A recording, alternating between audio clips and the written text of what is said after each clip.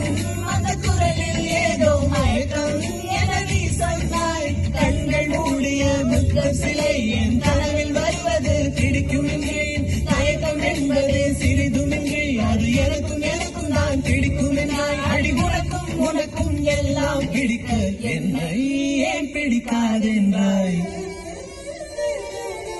கவிதை பாடின கண்கள், காதல் பேசின கைகள், கடைசியில்